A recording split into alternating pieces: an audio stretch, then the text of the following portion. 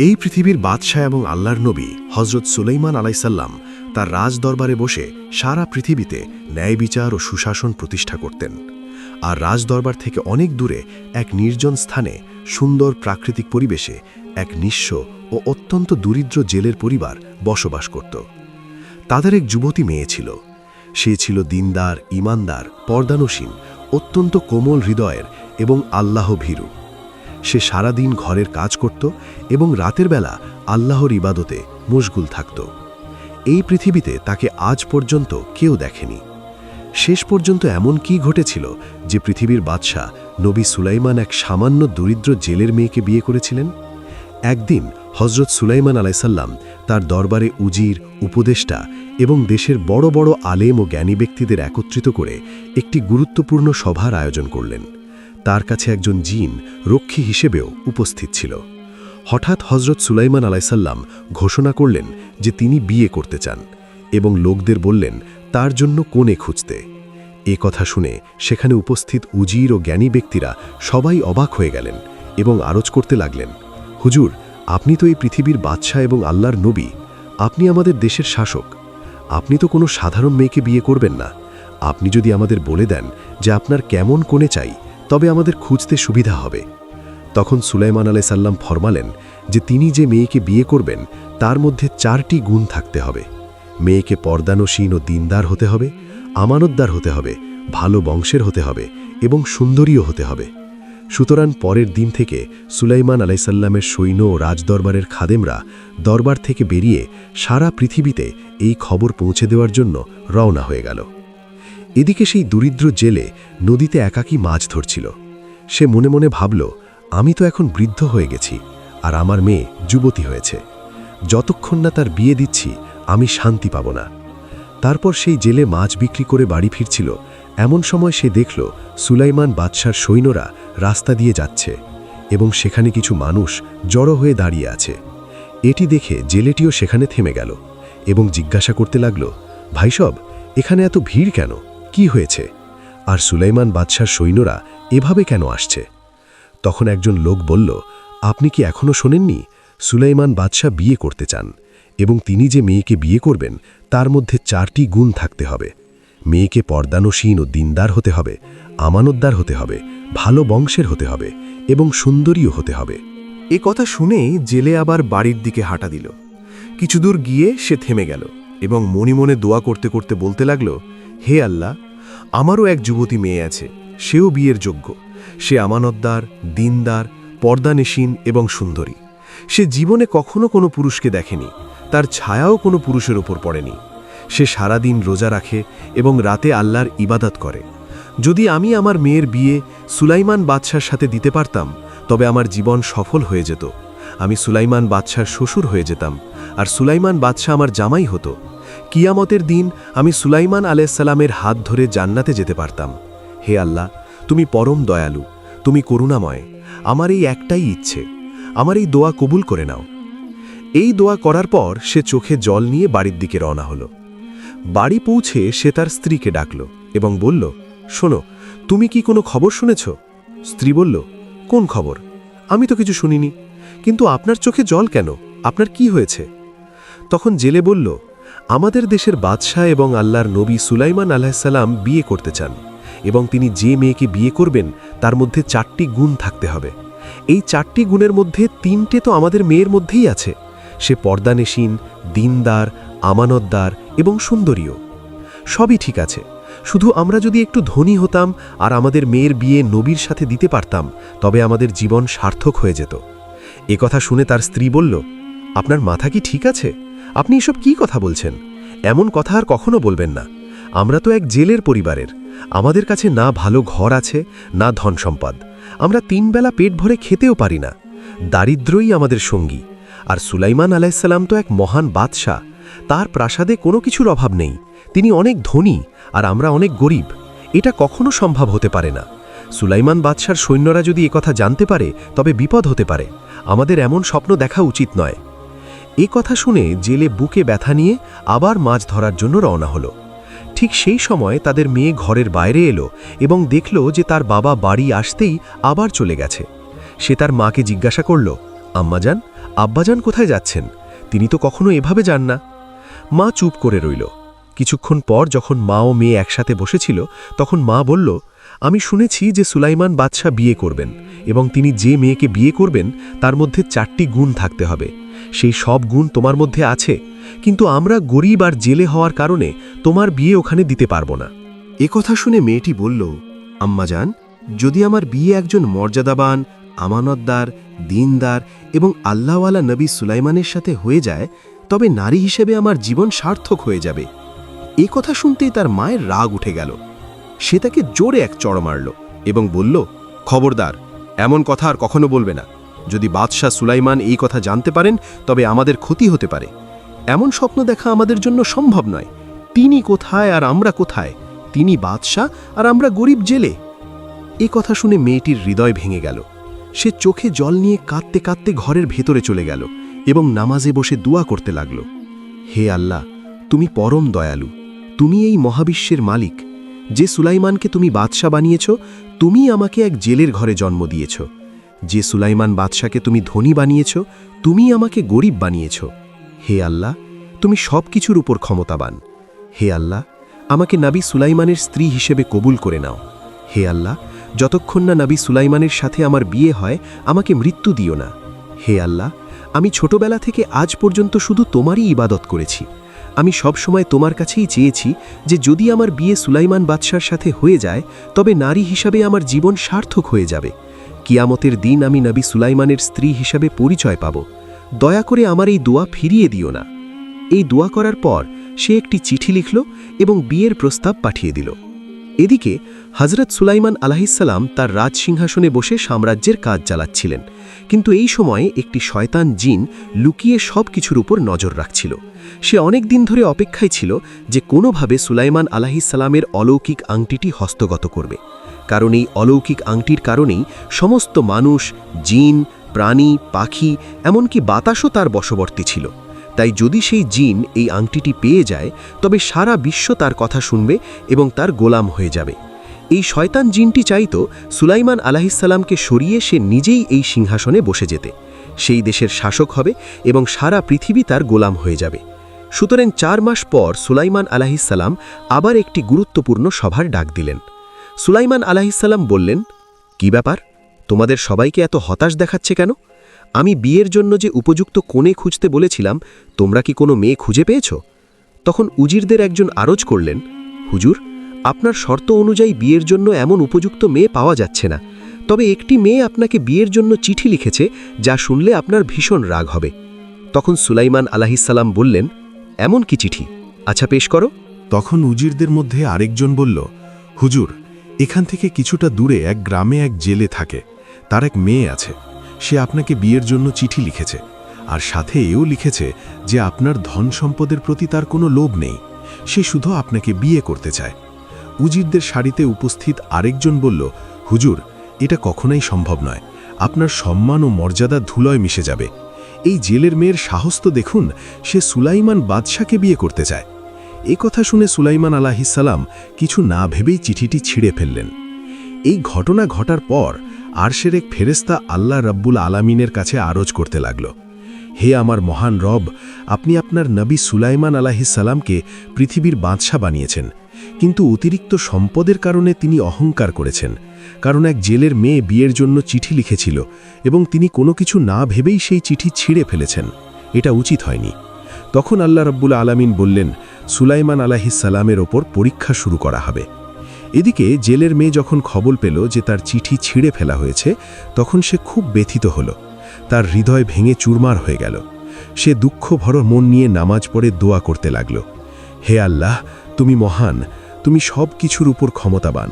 আমি এক জেলের মেয়ে এবং অত্যন্ত গরিব। এই কারণেই সুলাইমান বাদশাহ আমার প্রস্তাব প্রত্যাখ্যান করেছেন। হে আমার রব, হে আল্লাহ, আমি শুধু তোমারই ইবাদত করি এবং তোমার কাছেই দোয়া চাই। হে আল্লাহ, জীবনে আমার আর কিছু চাই না।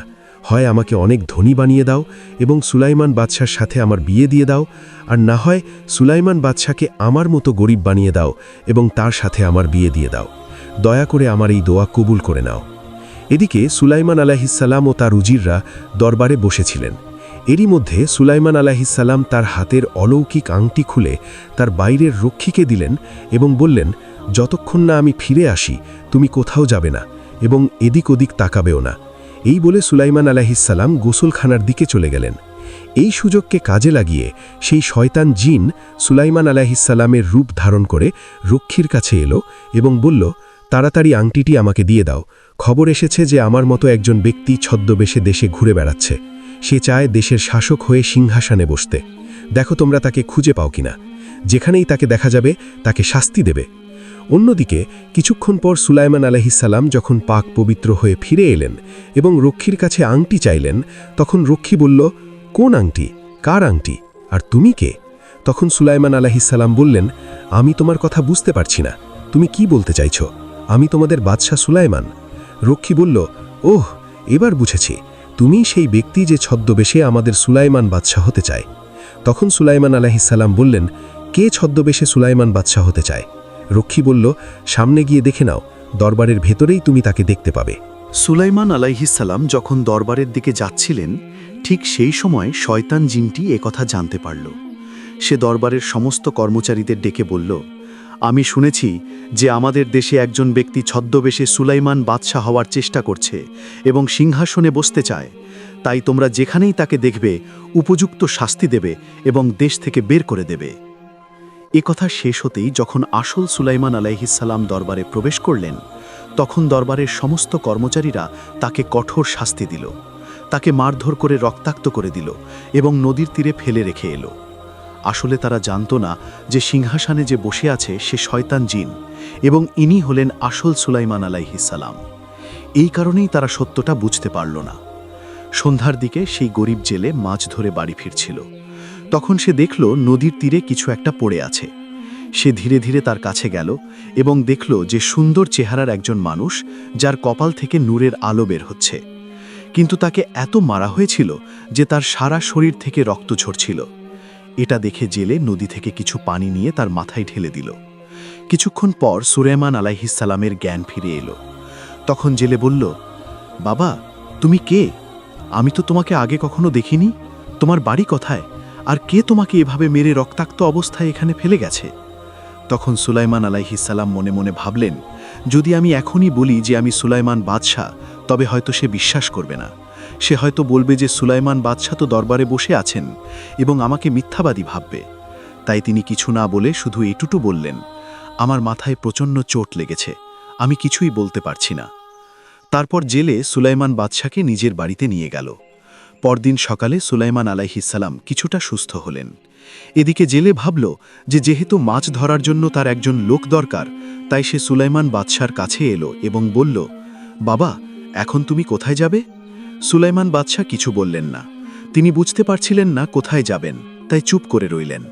তখন জেলে আবার বলল, বাবা, কয়েকদিন ধরে আমার জালে প্রচুর মাছ আটকা পড়ছে। আমার একজন সাহায্যকারী দরকার। তোমার যদি কোনো অসুবিধা না থাকে তবে তুমি মাছ ধরার কাজে আমাকে সাহায্য করতে পারো। আমি তোমাকে পারিশ্রমিক দেব। প্রতি মাসে তুমি 200 দিরহাম পাবে। এই কথা বলে জেলে চলে গেল। তখন সুলাইমান আলাইহিসসালাম আল্লাহর কাছে দোয়া করে বললেন, হে আল্লাহ, আমি জানি না যে আমি কি গুনাহ করেছি। আমি বাদশাহ ছিলাম আর এখন ফকিরে পরিণত হয়েছি। আমি যদি কোনো গুনাহ করে থাকি তবে আমাকে এই দুনিয়াতেই ক্ষমা করে দাও এবং কিয়ামতের দিন আমাকে গুনাহগার বানিও না। কিছুক্ষণ পর সুলাইমান বাদশাহ জেলের সাথে নদীতে মাছ ধরতে গেলেন। যখন তারা রাস্তা দিয়ে যাচ্ছিলেন তখন দেখলেন যে কিছু লোক চিন্তিত ও উদ্বিগ্ন অবস্থায় দাঁড়িয়ে আছে। এটা দেখে জেলে তাদের জিজ্ঞাসা করল, ভাইসব, তোমরা এভাবে চিন্তিত হয়ে দাঁড়িয়ে আছো কেন? তারা বলল, আমাদের দেশের অবস্থা খুব খারাপ হয়ে গেছে। নিত্য প্রয়োজনীয় জিনিসের দাম অনেক বেড়ে গেছে। সব দিকে বিশৃঙ্খলা, ঘৃণা এবং দাঙ্গা ছড়িয়ে পড়েছে। সাধারণ মানুষের উপর জুলম বেড়েই চলেছে এবং দেশের বাদশাহ কোনো পদক্ষেপ নিচ্ছেন না। তখন একজন লোক বলল, সুলাইমান বাদশাহ তো খুব নেক এবং ভালো মানুষ ছিলেন। হঠাৎ এমন কি হয়ে গেল যে পরিস্থিতি নিয়ন্ত্রণের বাইরে চলে গেছে এবং তবুও সুলাইমান বাদশাহ দরবারে চুপচাপ বসে আছেন এবং কোনো ব্যবস্থা নিচ্ছেন না। দেশের মানুষ খুব কষ্টে আছে। এই কথা শুনে সুলাইমান বাদশাহ কিছু বুঝতে পারলেন না যে সত্যটা কি। তিনি সব কিছু ভুলে গিয়েছিলেন। আসলে সিংহাসনে যে বসেছিল এবং দেশ চালাচ্ছিল, সে ছিল এক শয়তান জিন। কিন্তু তার হাতে সেই অলৌকিক আংটিটি ছিল না, তাই সে বিশেষ কিছু করতে পারছিল না। আর তিনিও কথা বলতে পারতেন না যে আমিই সুলাইমান বাদশাহ, কারণ কেউ বিশ্বাস করত না। এই কথা শোনার পর তিনি আবার নদীতে মাছ ধরতে চলে গেলেন। জেলে যখন নদীতে মাছ ধরছিল তখন সে দেখল যে সেদিন অনেক বেশি মাছ ধরা পড়েছে। জেলে মনে মনে বলল, হে আল্লাহ, যেদিন থেকে এই যুবক আমার বাড়িতে এসেছে সেদিন থেকেই আমার বাড়ি তোমার রহমতে ভরে গেছে। আমি জানি না এই যুবক কে, কিন্তু তার ওসিলায় তুমি আমার উপর রহমত বর্ষণ করেছ।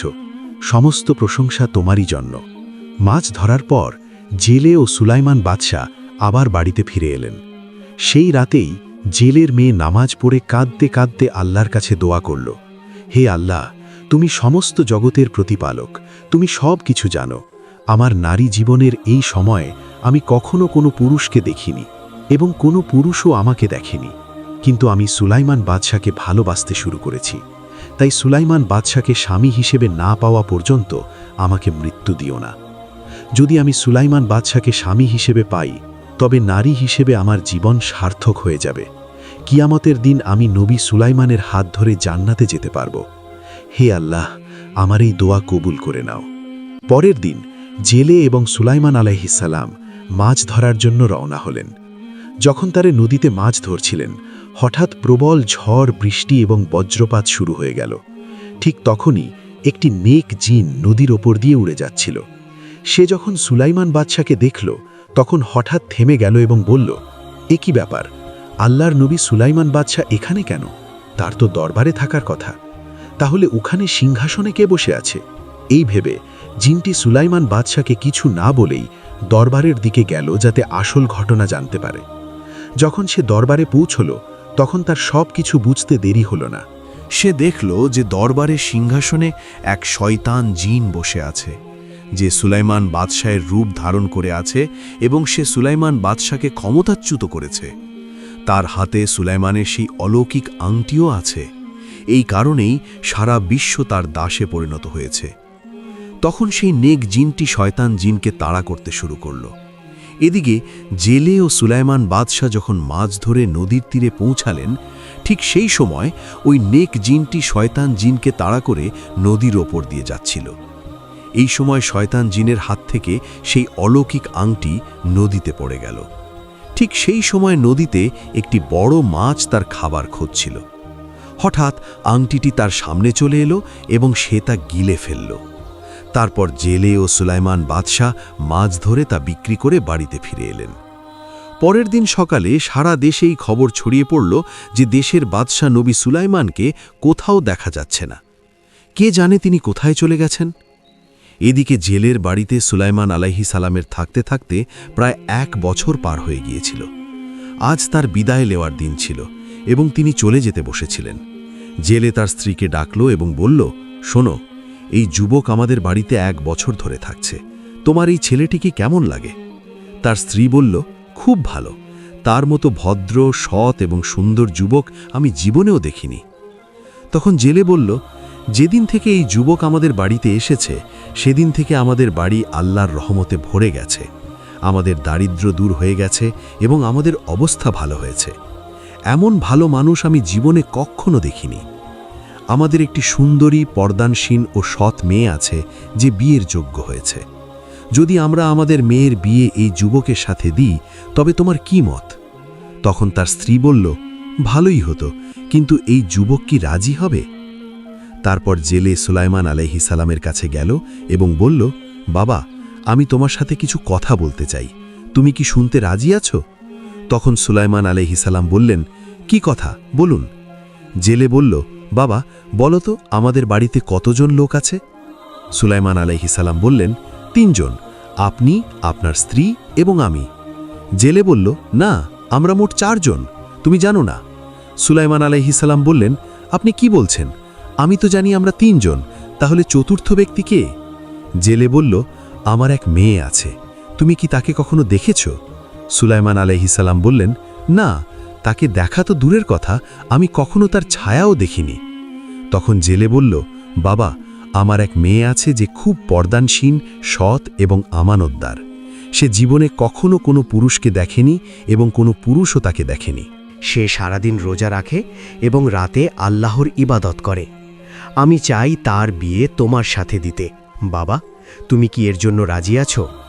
সুলাইমান আলাইহিসসালাম মনে মনে বললেন, হে আল্লাহ, তুমি আমাকে কি পরীক্ষায় ফেলে দিলে? আমি একজন বাদশা ছিলাম আর এখন আমার এই অবস্থা। জানি না আমি কি গুনাহ করেছি। হে আল্লাহ, আমাকে ক্ষমা করো, তুমিই সর্বোত্তম পরিকল্পনাকারী। তারপর তিনি ভাবলেন যে দেশের অবস্থা এখন এমন যে আমি কিছুই করতে পারবো না। বিয়ে তো একদিন না একদিন করতেই হবে। আর জেলে যখন বারবার বলছে যে তার মেয়ে পর্দানিসীন, সৎ এবং আমানতদার, তখন বিয়ে করাই যেতে পারে। সুতরাং তিনি বিয়ের জন্য রাজি হয়ে গেলেন। তারপর জেলে বিয়ের পোশাক কেনার জন্য 100 দিরহাম দিল এবং বলল, বাবা, বাজারে যাও এবং প্রয়োজনীয় সবকিছু কিনে আনো। বাজার থেকে পোশাক কেনার পর সেদিনই তাদের বিয়ে হয়ে গেল। বিয়ের পর সুলাইমান আলাইহিসসালাম এবং জেলে এখন জামাই ও শ্বশুর হয়ে গেলেন। পরের দিন তারা দুজনে আবার নদীর দিকে মাছ ধরতে রওনা হলেন। এদিকে যে মাছটি সুলাইমান আলাইহিসসালামের অলৌকিক আংটি গিলে ফেলেছিল, সেই আংটির কারণে সমুদ্রের সব ছোট বড় প্রাণী তার অনুগত হয়ে পড়েছিল। সে যেদিকে যেত সবাই সেদিকেই যেত। সেই বড় মাছটি নিজেও বুঝতে পারছিল না যে কেন সবাই তার পেছনে আসছে। সুলাইমান আলাইহিসসালাম এবং জেলে যখন মাছ ধরার জন্য জাল ফেললেন, ঠিক তখনই সেই মাছটি যে আংটি গিলেছিল সেটি সহ সমুদ্রের অসংখ্য মাছ জালে আটকা পড়ল। এটা দেখে জেলে মনে মনে বলল, হে আল্লাহ, যেদিন থেকে এই যুবক আমার বাড়িতে এসেছে আমার ঘর তোমার রহমতে ভরে গেছে, আর আজ সে আমার জামাইও হয়েছে, তাই তুমি আরও বেশি রহমত দান করেছ। আমি জানি না এই যুবককে, কিন্তু আমার জীবনে আমি কখনো এত মাছ ধরিনি। হে আল্লাহ, সমস্ত প্রশংসা তোমারই জন্য। তারপর জেলে সব মাছ বিক্রি করে দিল। শুধু সেই মাছটি যে আংটি গিলেছিল সেটি অনেক বড় হওয়ার কারণে জামাইকে খাওয়ানোর জন্য বাড়িতে নিয়ে এলো। কিন্তু কেউ জানত না যে ওই মাছের পেটে সুলাইমান আলাইহিসসালামের অলৌকিক আংটি রয়েছে। বাড়ি এসে জেলে তার মেয়েকে ডেকে বলল, মা, এই মাছটি ভালো করে রান্না করো। যেহেতু আজ তোমার বিয়ে হয়েছে, তাই তুমি নিজের হাতে রান্না করে তোমার স্বামীকে খাওয়াও। এই বলে সে সেখান থেকে চলে গেল। তারপর জেলের মেয়ে যখন মাছ রান্নার জন্য কাটতে শুরু করল, তখন সে দেখল মাছের পেটে একটি আংটি আছে। সেই আংটিটি একেবারেই ভিন্ন রকম দেখাচ্ছিল, যেন কোনো সাধারণ আংটি নয়। এটি দেখে জেলের মেয়ে ভাবল, আমি এক গরিব জেলের মেয়ে, আজ আমাদের বিয়ের প্রথম দিন, আর আমার কাছে স্বামীকে দেওয়ার মতো কোনো উপহার নেই। যেহেতু এই আংটিটা আমি পেয়েছি, তাই এটা আমি আমার স্বামীকে উপহার হিসেবে দেব। তাই সে আংটিটি নিজের কাছে রেখে দিল। এদিকে সেই নেক জিনটি সুলাইমান আলাইহিসসালামকে সব জায়গায় খুঁজছিল, কিন্তু তাকে কোথাও পাওয়া যাচ্ছিল না। সে জেনে গিয়েছিল যে যেহেতু আংটিটি অন্য কারো কাছে আছে, তাই সুলাইমান আলাইহিসসালাম তার সমস্ত অলৌকিক ক্ষমতা হারিয়েছেন এবং সব কিছু ভুলে গেছেন। এদিকে দেশের সমস্ত মানুষ এবং দরবারের কর্মচারীরাও জেনে গিয়েছিল যে যে ব্যক্তি এতদিন ধরে দরবারে বাদশাহ হয়ে বসেছিল সে আসলে এক শয়তান জিন। এরপরে সবাই সুলাইমান আলাইহিসসালামকে খোঁজার জন্য ব্যাকুল হয়ে উঠল। এদিকে সুলাইমান আলাইহিসসালাম ঘরে প্রবেশ করলেন এবং স্ত্রীকে সালাম জানিয়ে বললেন, আজ থেকে আমরা দুজন স্বামী স্ত্রী। আমরা কখনো একে অপরকে দেখিনি এবং চিনিও না, কিন্তু মহান আল্লাহর রহমতে আমরা বিবাহ বন্ধনে আবদ্ধ হয়েছি। তবে আমার কিছু প্রশ্ন আছে, তুমি কি সেগুলোর উত্তর দেবে? তখন জেলের মেয়ে বলল, আপনি আমার স্বামী, আপনার সেবা করা আমার কর্তব্য। অবশ্যই আমি আপনার প্রশ্নের উত্তর দেব। তখন সুলাইমান আলাইহিসসালাম বললেন, আচ্ছা বলো তো, তুমি কি কখনো কাউকে ভালোবেসেছ? সে বলল, না, আমি কখনো কাউকে ভালোবাসিনি। তবে আমার একটি পুরনো স্মৃতি আছে যা আমি কখনো ভুলতে পারি না, কিন্তু আমি সেটা মনে করে আবার ব্যথিত হতে চাই না। তখন সুলাইমান আলাইহিসসালাম বললেন, কি স্মৃতি? আমাকে বলো, আমি শুনতে চাই। সে বলল, না, আমি এই স্মৃতি মনে করে আবার দুঃখ পেতে চাই না। আমার বাবা মা আপনার সাথে আমার বিয়ে দিয়েছেন, তাই এখন আপনিই আমার স্বামী। তখন সুলাইমান আলাইহিসসালাম বললেন, তুমি সেই স্মৃতির কথা আমাকে বলো। আমি কথা দিচ্ছি যে তোমার কথার মূল্যায়ন করব এবং আমানতের খেয়ানত করব না। তখন জেলের মেয়ে বলল, আচ্ছা শুনুন, আজ থেকে অনেক দিন আগের কথা। আমি একজন মানুষকে না দেখেই ভালোবেসেছিলাম। আমি তাকে কখনো দেখিনি। আমি সারাদিন রোজা রাখতাম আর রাতে আল্লাহর ইবাদত করতাম। নামাজ পড়ে আল্লাহর কাছে দোয়া করতাম যেন সেই মানুষকে আমি স্বামী হিসেবে পাই। আমি আল্লাহর কাছে দোয়া করেছিলাম যে, হে আল্লাহ, হয় আমাকে ধনী বানিয়ে তার সাথে আমার বিয়ে দিয়ে দাও, অথবা তাকে গরিব বানিয়ে আমার কাছে এনে তার সাথে আমার বিয়ে দিয়ে দাও। তখন সুলাইমান আলাইহিসসালাম জিজ্ঞাসা করলেন, সেই ব্যক্তি কে? তখন সে বলল, তার কাছে ধন সম্পদের কোনো অভাব নেই, তার রাজপ্রাসাদে কোনো কিছুর অভাব নেই, কিন্তু আমি তার ধন সম্পদ দেখে তাকে ভালোবাসিনি। সে যে 4টি শর্ত রেখেছিল তার মধ্যে 3টি আমার মধ্যে বিদ্যমান ছিল, কিন্তু শুধু এক জেলের মেয়ে এবং গরিব হওয়ার কারণে সে আমার লেখা চিঠিটি ছেড়ে ফেলেছিল। তখন সুলাইমান আলাইহিসসালাম জিজ্ঞাসা করলেন, সেই যুবক কে ছিল? সে বলল, তিনি ছিলেন সমগ্র বিশ্বের বাদশাহ দাউদের ছেলে সুলাইমান আলাইহিসসালাম। তার কথা ভেবে এবং পুরনো স্মৃতি মনে করে আমি আর নতুন করে কষ্ট পেতে চাই না। আজ থেকে আপনিই আমার সুলাইমান। এই কথা বলে সে সেই অলৌকিক আংটিটি সুলাইমান আলাইহিসসালামের হাতে পরিয়ে দিল। সুলাইমান আলাইহিসসালামের হাতে আংটি পরানোর সাথে সাথেই তার সমস্ত অলৌকিক ক্ষমতা ফিরে এলো। সাথে সাথেই তার সব ঘটনা চোখের সামনে ভেসে উঠতে লাগল। তিনি বুঝতে পারলেন যে অনেক আগে এক জেলের মেয়ে তার কাছে বিয়ের জন্য চিঠি পাঠিয়েছিল। আসলে এই সেই মেয়ে। ভুল করে এবং সামান্য অহংকারের বশবর্তী হয়ে তিনি সেই চিঠিটি ছেড়ে ফেলেছিলেন। এখন তিনি তার ভুল বুঝতে পারলেন। এটা ভাবতেই সুলাইমান আলাইহিসসালাম মাথা নিচু করলেন এবং সিজদায় লুটিয়ে পড়ে আল্লাহর কাছে দোয়া করতে লাগলেন, হে আল্লাহ, আমাকে ক্ষমা করে দাও, আমার ভুল হয়ে গেছে। তুমি মহান, তুমি সব কিছুর উপর ক্ষমতাবান। তুমি এই মেয়ের দোয়া কবুল করে নিয়েছ। তুমি আমাকে বাদশাহ থেকে ফকির বানিয়েছ এবং আমাকে তার বাড়িতে এনে তার স্বামী বানিয়েছ। হে আল্লাহ, আমি না বুঝে ভুল করেছি, আর এই কারণেই আমার এই অবস্থা হয়েছে।